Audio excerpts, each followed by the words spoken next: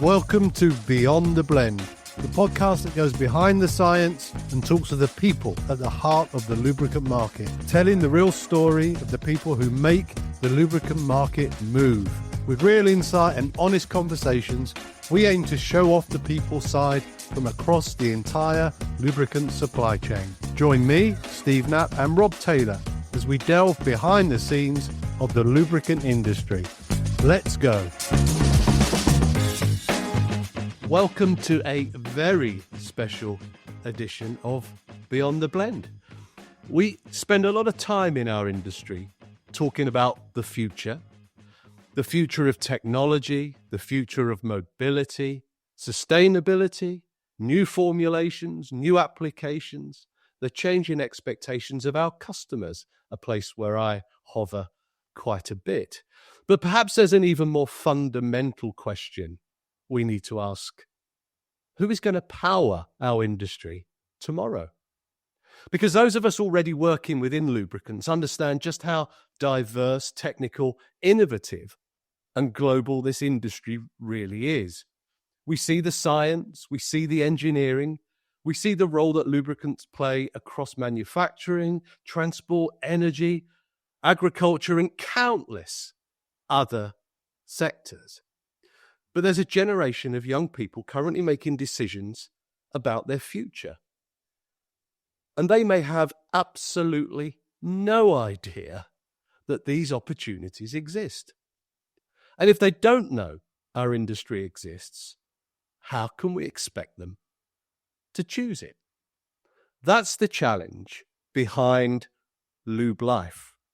So in this special edition, along with Tina, we want to explore why the program has been created, what is actually being put in place, how it's going to work, what impact it could have, and crucially, how people already working within our industry can get involved. Because perhaps attracting the next generation doesn't begin with another job advert. Perhaps it begins much earlier. It begins by showing them that we are here. Tina, welcome to Beyond the Blend. Just give a little bit of an overview, but specifically connect back into the purpose and why LUBELife motivates you. Yeah, morning, Steve. Thank you for inviting me back. It's always nice to be invited back for something. It shows you haven't completely faux pas on the first attempt. Not at all. No. So LUBELife. Let me give you a really brief overview. I'll give you the history. Back in 2022, I was at UEIL Congress, and we were talking about the next generation. What are we going to do as an industry? And I think we were very much aware that as an industry, we're not terribly great at promoting ourselves, who we are and what we do, probably for fear of being associated with a wider industry. So I think we're a fabulous industry. We all love being in this industry, and it has so much to offer, but we're not great at talking about who we are and what we do. So I came back, we started working on a few ideas, a few projects. What could we do? How do we close the gap between the talent that's coming through and what the industry needs? And I was very lucky. I was invited, Baker Deering, who have 44 university technical colleges here in the UK, or here in England, invited me to a workshop day they were doing with all of their principals. So we had everyone there in one room from all of their UTCs across England. And I gave a presentation on lubricants, everything we cover within the industry, all of the exciting stuff we get involved in, the sustainability, just everything from turbines to automotive, absolutely everything that we do. And I wasn't sure or how well the session would go down, because it's quite a unique industry. It's quite specific. And I got to the end of the presentation and they were all, can you come to us? Can you come on site? Can you come and talk to our students? We had no idea. And I said, of course I can, but physically I can't. And then that's when I walked away and I thought, we need ambassadors. We need to get people from the industry out into these colleges, talking, showing, doing little mini experiments. We've got such a wealth of talent and expertise and knowledge in the industry. We now need to start using that for our own benefit. So that was one side to it.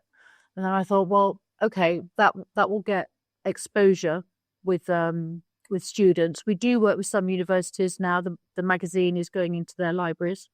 So again, that's more exposure. But what else can we do? Because that's one side of the problem we've got. The other problem we have is, how do companies recruit? Recruitment's very expensive. How do you find that talent? Do you do a pop-up jobs fair day? Do you post locally for the opportunities you have? How are you going to find in that, with not just for the UTCs, but university? You've got all of this wealth of talent coming out. How are you going to pitch yourself ahead of, I don't know, BA, Rolls-Royce? How are you going to get to those students, the students that you want? So this is where LUBELife kicks in. And we spent a lot of time making sure that we had everything, all of our dominoes in order. And as you know, we've actually although we soft launched last autumn, we've officially launched this summer.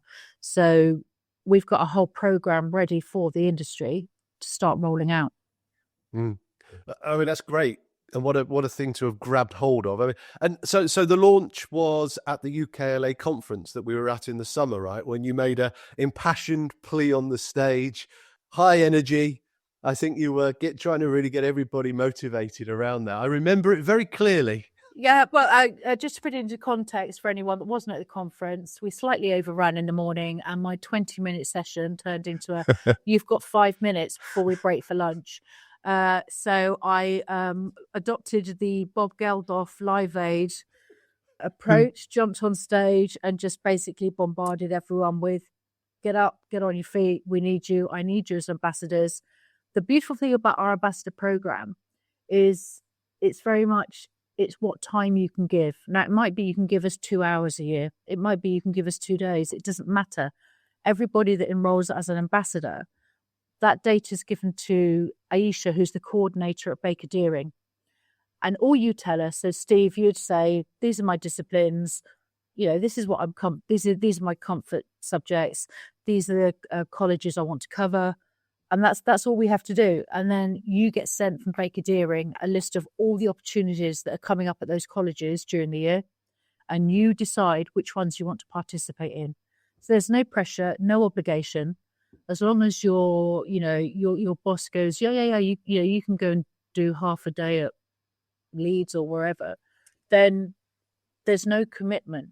We need ambassadors, and this is, I did come over very Bob Geldof at the conference. I don't think there is anybody in our industry who cannot give us a morning.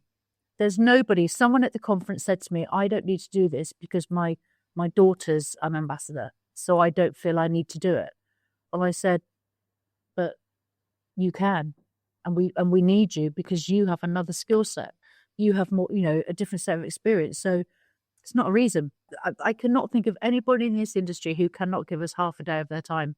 And it's so important to get in front of those students, to show what you do, to talk about what you do, to open their eyes to what a fabulous industry this is.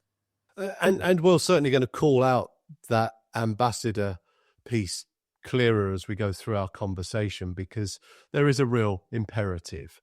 And I do recall with some fondness the Bob Geldof moment, and I thought you did really well keeping it clean.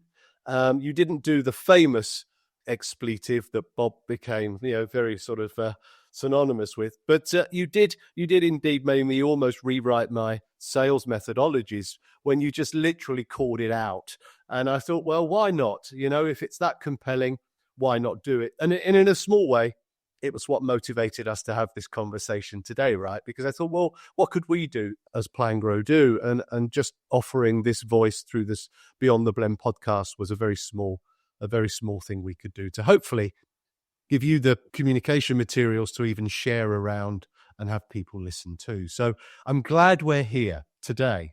So let's indeed sort of start with the problem. You gave that framing around it, but we hear a lot within lubricants, and I've heard it. I've heard it for many, many years about the skills shortage, about the drain of experience, about the grey head bunch of us that are leaving, and we need to fill it with more talent. My notes say experienced people retiring, and I guess that's probably a better way to say it than our grey-haired folks leaving. But we have a real difficulty attracting this next generation. Perhaps it's because we're starting the conversation in the wrong place. So do you think we have a recruitment problem? Or do we first have an awareness problem? What do you think around that piece? It's awareness, 100% awareness. So when you remember being back at school, being at high school or whatever, and it comes to taking your options. And I've got to be honest, you know, at the age of 12, 13, do you even really know what you want to do?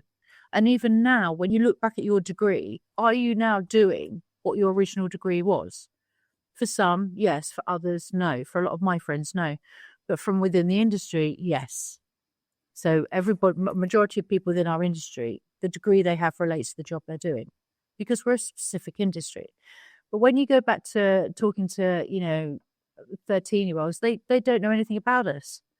And if you stand in front of a bunch of students and you want to talk about lubricants, you can very quickly lose your audience because you have to start off at a point that's going to be interesting to them. So if I go into a room with 13-year-olds and start wanting to talk about wind turbines, yes, it's somewhat interesting, but it's not going to. If I go in and start talking about how a Formula One team wants to shave X amount of time off their lap time in Monaco, and they can do this by the lubricant that they're using, then suddenly everyone's a bit more interested. And with technology as well, Steve, don't you find we've got so many young'uns and chillins, as I like to call them, coming through with this, already they have a wealth of knowledge. They have ideas. They're innovators. We have a whole generation of innovators. Our problem isn't recruitment. Our problem is awareness. We do not talk about who we are and what we do. And that's the sole purpose of why we started this. Let's get out into schools. There are so many good companies that already have great programs going on. I know Cargill do, IMCD. There are so many companies that already have a foothold in education. And that's brilliant. Well, we suddenly thought if we actually start getting everyone working together in unison, so working with UEIL as well, talking to Mattia about what we can do in Europe. Let's get it sorted 100% in the UK. And we're rolling it out with the UEIL as well. Slightly different there because obviously here in the UK, you've got to remember about regulation. So if you are a STEM UK ambassador, you have to have all your checks done, etc., to enable you to go into the school. Working with Baker Deering, you don't have to do that. So you are escorted on the site. If you want to take a break from the classroom, you are escorted to the restroom, you are escorted back. So there's no need for regulation. Everything's managed by Baker Deering. It just simplifies what we're trying to do. Again, with STEM UK, you have to commit to X amount of time to do it. With Baker Deering, you don't. So it's how can we be as effective as possible with as many people as possible and cover as many bases as we possibly can. But the whole point of this for me is it's not recruitment because we have so many great opportunities in the industry. And if you talk to people young'uns that have come into the industry, I did a series of interviews for UEIL when we were at the RAF lunch. And I got a hold of some of our younger team members from, different companies about what attracted you to the industry. I don't think anyone came in directly because they didn't know about it. They all came in by default. So that makes me even more keen, even more Bob, to drive this message home. I don't think traditional job fairs work for us unless you're one of the big names. And people see the logo and they're like, oh, but for majority of our industry, be it manufacturing, whatever, we have to get out there. We have to talk about what we do and we have to engage. We've also put together a magazine which is called LUBELife, but it's aimed at a younger audience. So this is more your 11 to 14-year-olds, which is all about lubricants. So it's an introduction to lubricants. It just basically gives you an overview and it's interactive. Because the other thing you must remember is neurodiversity. So for a lot of students coming through, there's a greater neurodiversity need than when we were in education. And you can lose someone's attention. The attention span is 5 minutes and they're gone. So we've put an interactive magazine together, which basically is the history of lubricants, the story of lubricants, lubricants working. And the most impactful video I've ever used when presenting is a world without lubricants. Because even, people of our age don't realize how important they are, how integral they are to us. And once you show that video, a life without lubricants, and you basically see everything just disappearing, then you start to get a bit more of a perspective for the products, for the industry. So for me, the education side of it is really exciting and really important. Getting out there, talking to the kids. We're not upselling it. We're not being glamorous. We're just, as in focusing on, particular bits of the industry, but it's getting out there and really talking, and it's all about the engagement.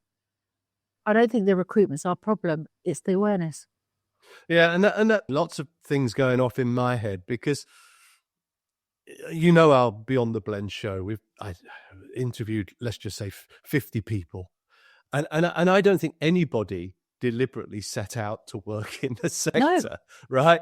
I don't think anybody, and I stand under correction to any of those that are listening in that have been on the show that did, but I can't bring anybody to mind that said, my whole purpose in life through my education was to end up in this sector.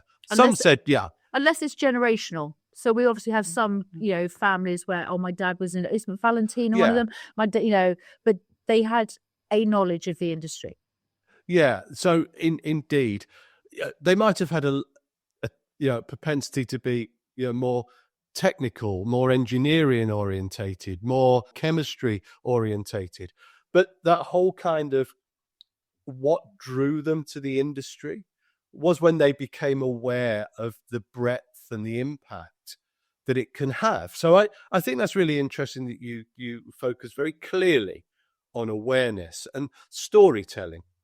And when you talked about awareness, I instantly it pinged up in my head. I'm really pleased that the neurodiversity piece is being addressed, not because it's become fashionable to do so, but because obviously our awareness is greater of neurodiversity now than it was when people like you and me were at school. And actually, you were just in one of two camps. You were a bad kid or a good kid, right? Yes. So yes. I think, So I think if you're addressing that through education, through materials that can help people learn, we could indeed be capturing some really cool talent along the way. So, kudos to you. I'm really pleased that that's happening. And then there's this other piece that I start to reflect upon through what you were telling me.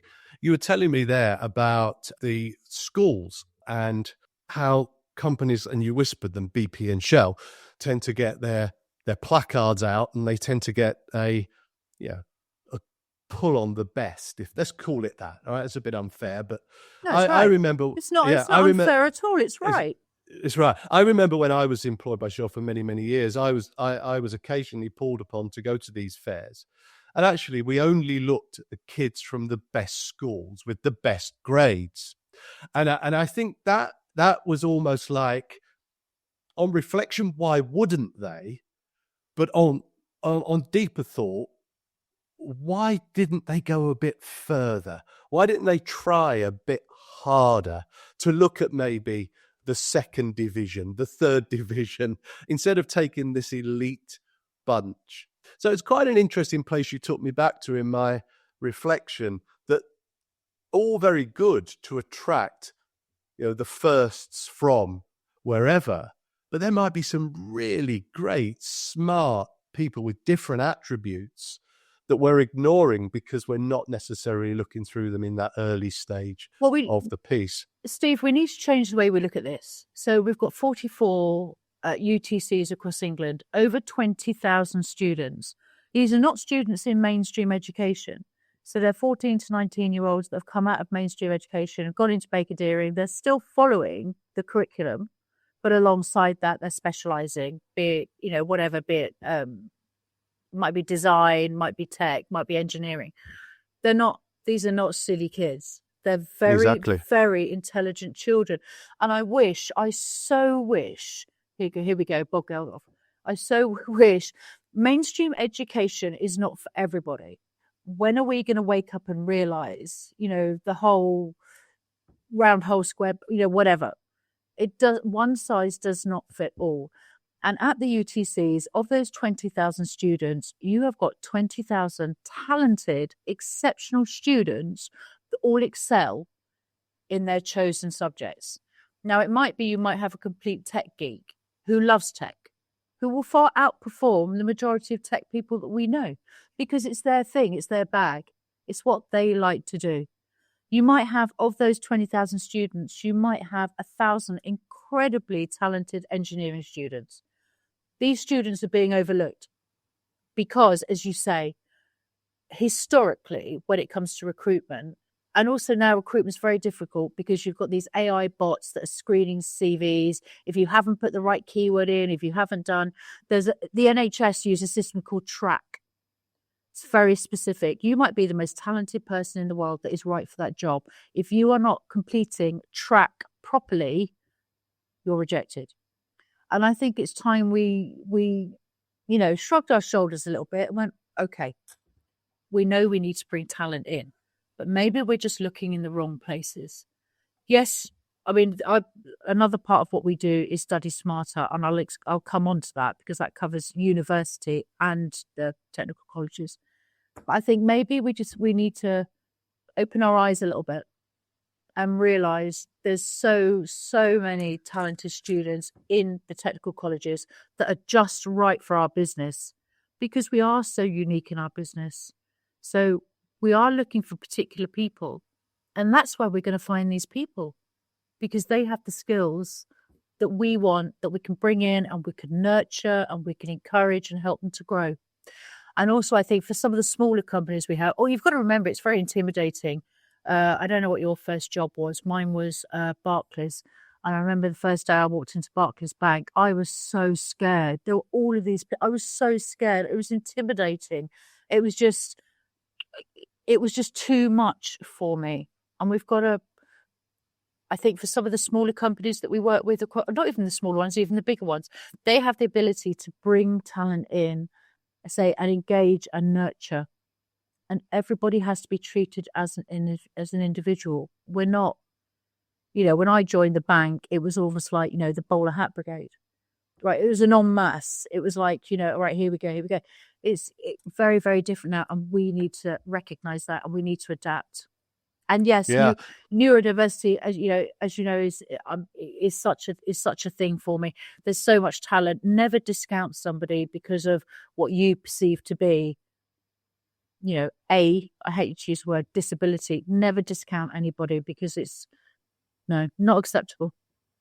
So thanks for that. I mean, there's a lot within that, and we started there in that early conversation, identifying the challenge that we have in front of us, and already we're starting to connect things that we could do.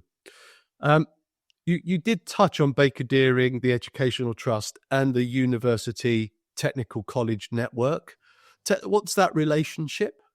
So Baker Deering have 44 UTCs across England. So that is their 14 to 19. That is your alternate secondary education. They follow the national curriculum. So it's exactly the same from an educational perspective that they would be in mainstream.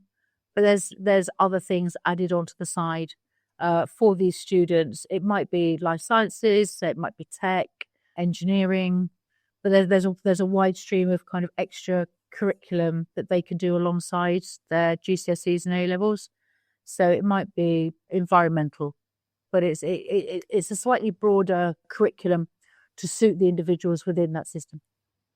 Okay, that's helpful. So the kind of young people that we're hoping to reach, are we primarily talking about future scientists and engineers, or do you see it as a much broader piece? And tell me, if you do, what that is. It's much broader. So when we're looking at the ambassadors, so just to clarify, primarily we're working with Baker Deering and the UTCs. We've also got some great links into the universities. We haven't got ambassadors going into the universities yet, but we've got publications and access to the back catalogue. So if they want to find out more, they can reach out to us, and then we can start getting people into there.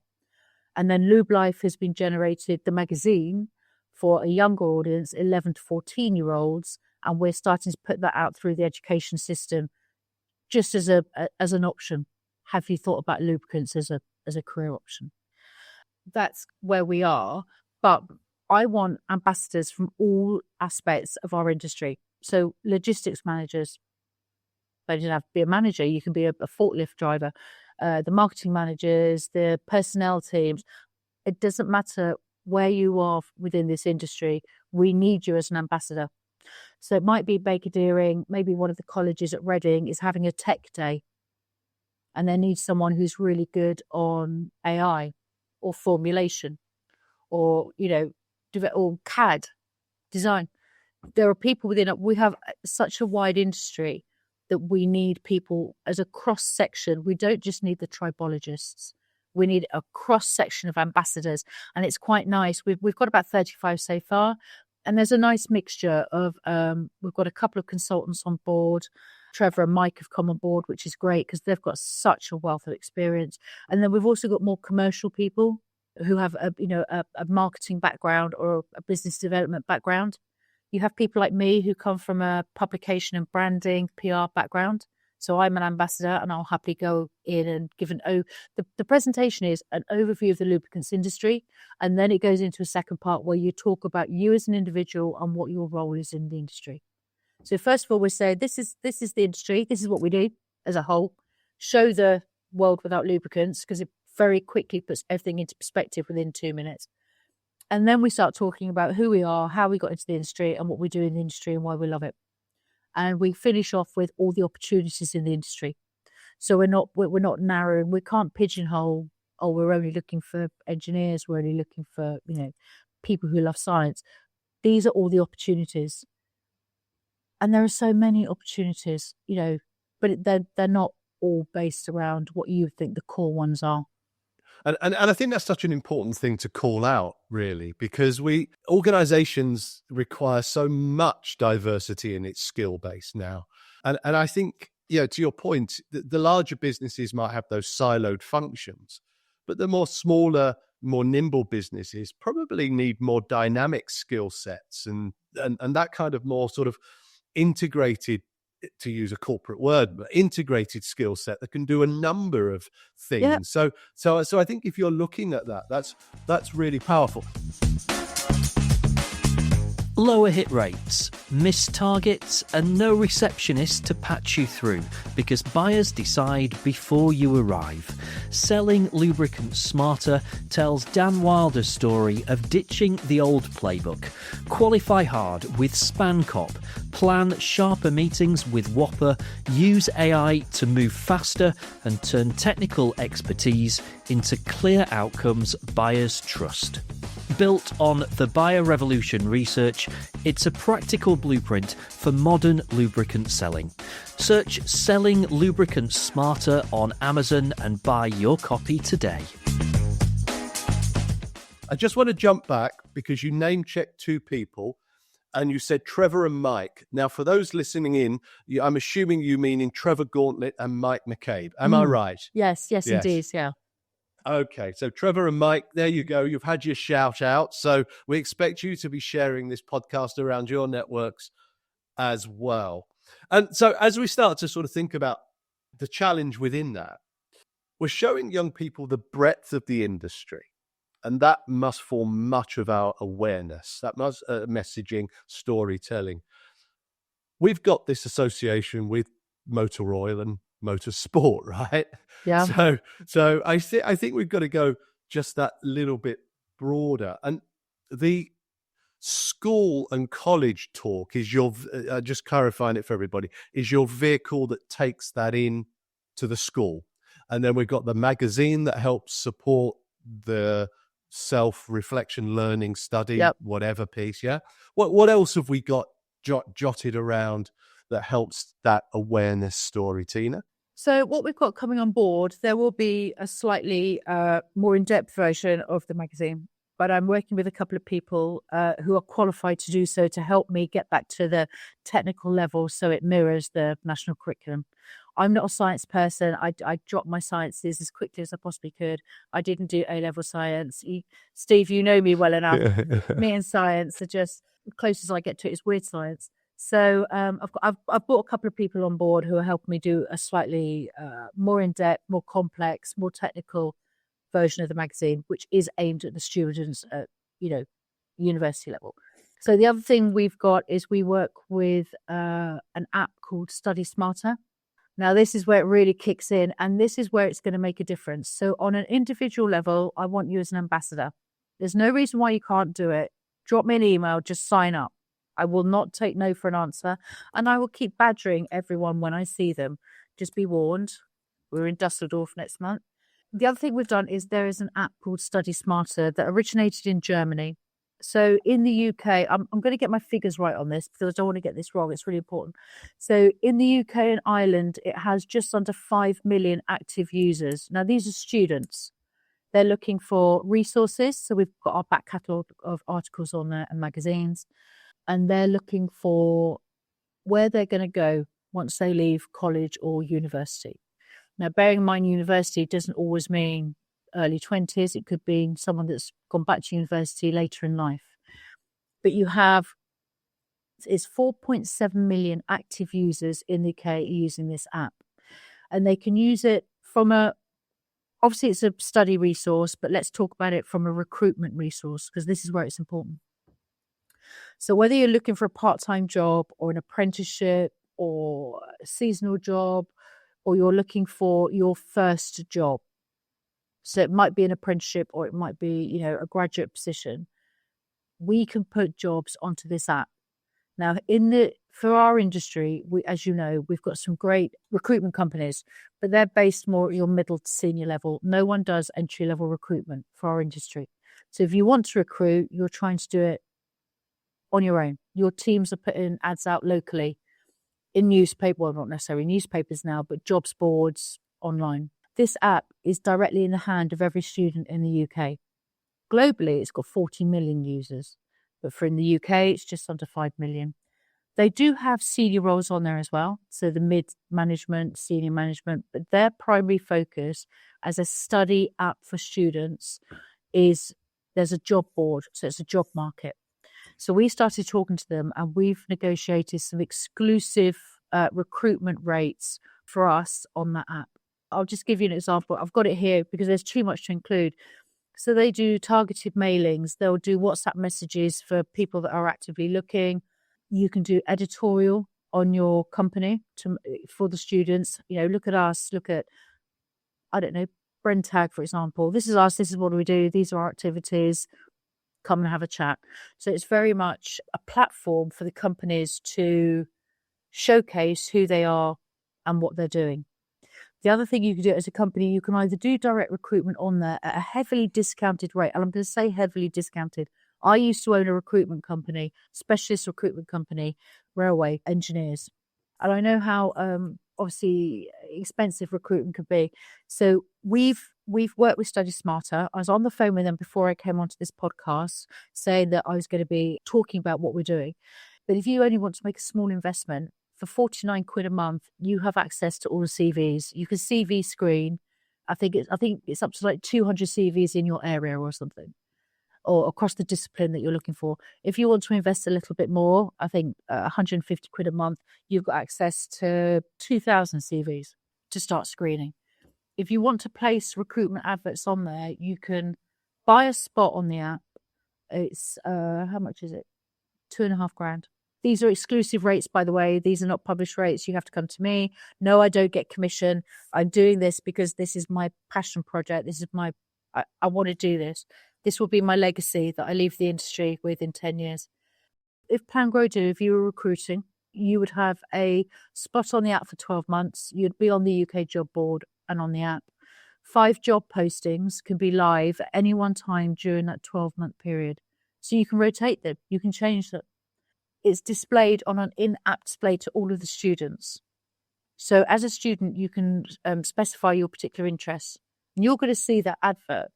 They will also do targeted mailings and different job alerts. And it's under 3 grand for 5 job placements, which is just unheard of. The most expensive package we have is under 9,000, and that's up to 20 job adverts. If I was in recruitment in lubricants and I was thinking, I'm really struggling to get through to students, I'm struggling to get through to graduates, what am I going to do? I'd be talking to me. If someone said, oh, have you seen Tina from Lube? Have you seen what she's doing now? And it would be like, oh, what's she up to? If someone gave me that as a solution, I would be biting my hand off. Going back to 2022, when we were having the discussion, it was very much, as an industry, what are our danger areas? Supply, price, talent. And everyone talks about supply, and obviously it's been horrendous really since COVID with one issue after another. Price, let's not even go there. Nobody talks about talent. Nobody is talking about recruitment. James Morehouse, ABN, has just published a survey on DEI, which is very interesting reading to see the different attitudes in Europe and in different geographical territories. And I think we're far, far ahead here in the UK. And you've got various people doing various things in isolation. If we all come together, if we all start working together, we have a solution here to recruitment at early stage recruitment. So be it apprentices, be it your graduates, say the technical college leavers, we've got a solution for the companies in the UK at a very low cost. We can introduce you to a talent pool of 5 million students in the UK. We're getting ahead of other people that are recruiting. We're jumping ahead of other industries that are recruiting. We're making ourselves visible. And that's the key thing, awareness, visibility. We have to do this. We have to start waving our hands up and go, look at us. We're very cool. We pay quite well. We're not too shabby on that. We look after you. There's so much career opportunities. For a lot of people, you get to travel, you get to develop. There is so much that we can offer. So we've got the ambassadors going out and talking about who we are and what we do. We've got working with Study Smarter. Look, let's sort out your recruitment issues. You're looking for apprentices. Yeah, we've got them for you. I was talking to someone a couple of weeks ago. They say, oh, we need, X number for whatever. And I went, just send me the details. I'll send that straight through to Study Smarter and to Baker Deering and say, look, we've got an opportunity for 5 students at this site for these dates. Who's up for it? It's really weird. A couple of people have messaged me recently saying, can you find me a week's work placement somewhere? Because they just can't get anything. Nobody's got anything. And it's only because we've got such a great network, which we have, and we're all such good friends. And I can put something out on my LinkedIn going, right, I've got someone, they need a week's placement. Who can help me? Literally within 30 seconds of putting that out, I had someone drop me a message on LinkedIn. T, I can do this for you. Put me in touch with them and we'll sort it out for you. Just, and this student's been trying for weeks and weeks and weeks to get a placement because we have such a great network and we're very support. That's one thing I will say, Steve, and I know you know this and you value this because you've been in the industry a long time. It's how supportive we are as an industry, how supportive we are of each other. I want to turn that energy into, right, now let's do this externally and start supporting education and supporting kids coming through the system. That's all I'm trying to do, is taking our internal buzz that we have, that we love, that we enjoy, and just pushing that out now so we become a viable option for a 13-year-old.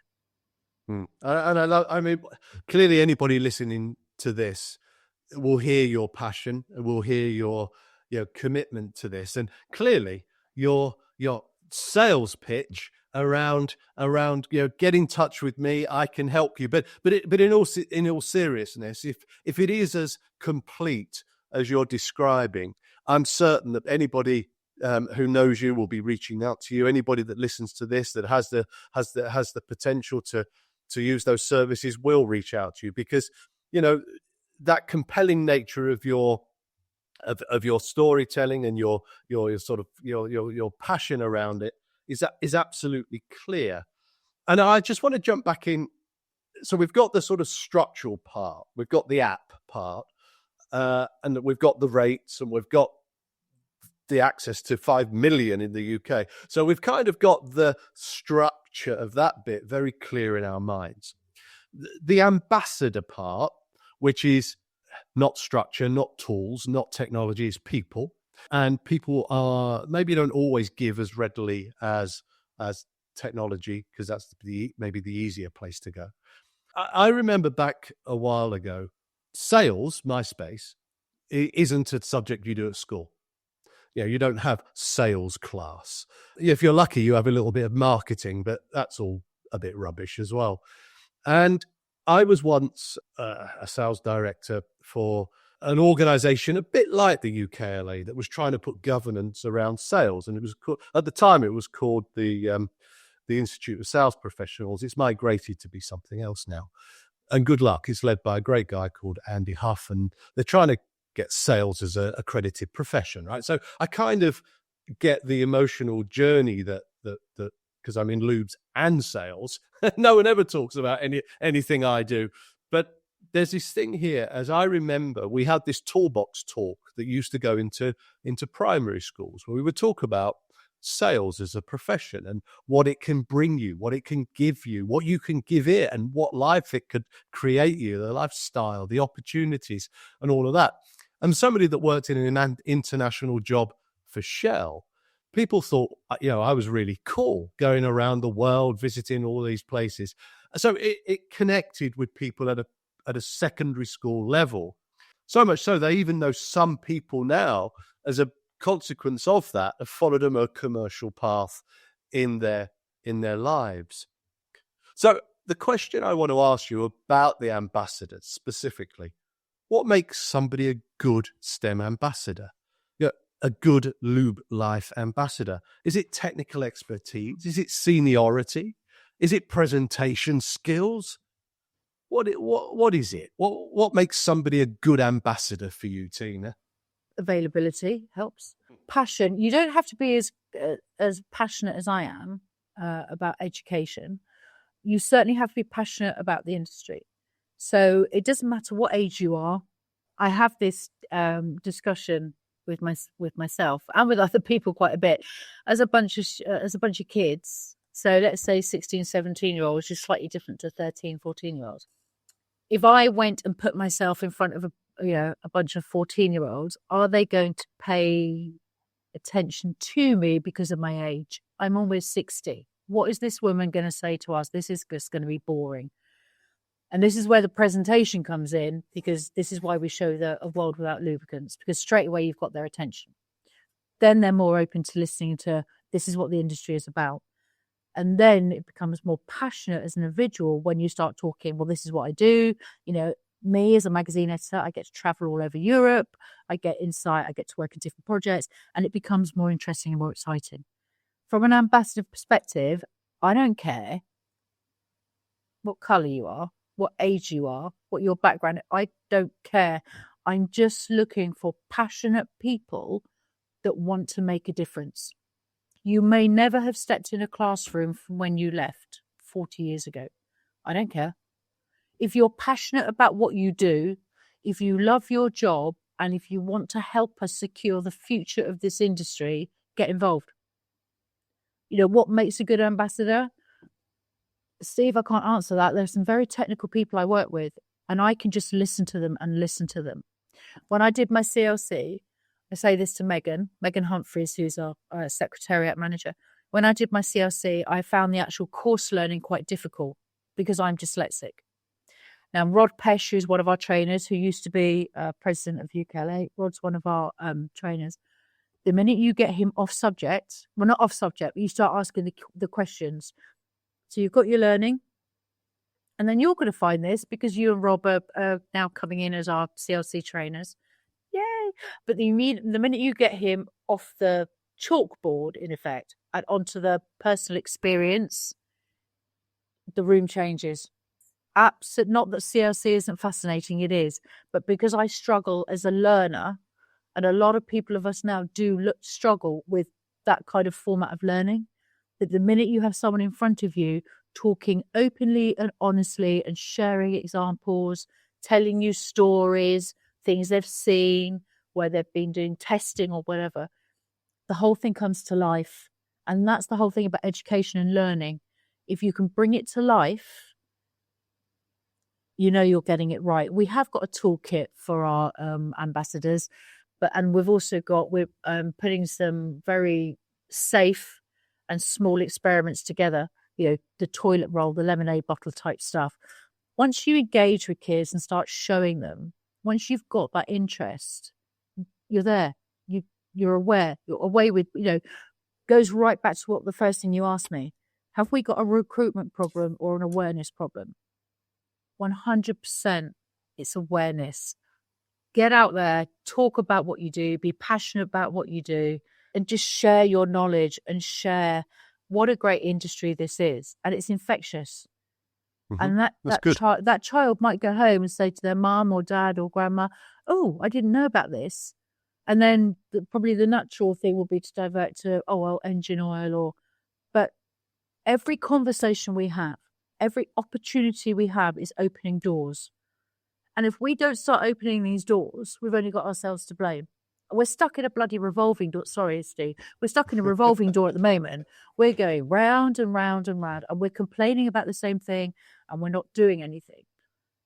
Get out of the door, start showing, start talking, embracing, loving, be passionate about who we are and what we do. Get out there and do it. Brilliant. From a company perspective, give me a shout, because I've got a whole bunch of recruitment packages for you that's going to make your life much easier at very economical, exclusive rates. There we go. We said it again. Fantastic. So a good ambassador. You said you couldn't answer it, then you just did. And I think that I just scribbled a couple of words down. Enthusiasm, having the stories to tell, sharing experience, bringing examples. And I think all of these things are within us if we look just that little bit deeper. And it isn't to be the charismatic show person, right? It's to be the person that understands just what could happen if we genuinely get this right. So, when I think about what effect this could have, what would be your answer? What could happen if we genuinely get this part right? From the project as a whole? Yeah. I say I've got 35 ambassadors at the moment. I want to get to 100 by the end of the year, because we've got to cover 44 colleges, and I want different disciplines, different expertise, different knowledge. That's why I want the logistics managers, I want the tech managers, I want the scientists as well, but I want a wide variety, because 20,000 students might not be interested in engineering, but you've certainly got a whole bunch of students that would be interested in some aspect of our industry. So let's not narrow it. We can't blinker this. We can't funnel ourselves. Now's the time for us to be open. More ambassadors, more awareness, more passion, get out. And from the other side, if I've got more companies to me saying, I need more placements, I'm looking for some graduates, I'm looking for 19-year-olds that have a particular interest in mechanics or RB, I've got a solution for you. This is a solution. LUBELife is a boxed solution for recruitment and talent. I'm not using social media because I don't think I could go on TikTok. I don't know if it's right for us. I don't know. It's quite a specific industry. So I think I'm using the best platform possible at the moment. That doesn't mean other things might not come on. You might see a LUBELife Instagram, you might see a LUBELife TikTok, because as someone that uses social media quite heavily for what I do, I'm very much into it and I like the benefits of it. But when you look at this process, and I know you and I talk about AI a lot. You and I are both very keen AIers. AI cannot get into a college and talk about our industry. AI cannot get hold into these, graduates' minds. That there's not a platform for that. AI cannot get these jobs, this recruitment from those companies to those students. So at the moment, I have a very unique gap in the market that AI has not yet filled, and I don't think it will for 4 or 5 years. But I'm a cog in a wheel that is connecting companies to students for recruitment and students to companies. So that's what I'm doing. Success, ask me in a year. Ask me next summer. But if I get this right and I get enough ambassadors and enough interest from UK companies wishing to recruit from the talent pool that we have access to 5 million students in the UK is not a bad talent pool. 20,000 exceptional students in the Baker Deering colleges, that's not a bad talent pool. So if you want to be talking to these people, just drop me a message. So it's, yeah, I'm a coordinator. I'm a cog in a wheel. So I think what we've had there is a very clear position. And I would suggest anybody looking in this space, yeah, I mean, what's my role here?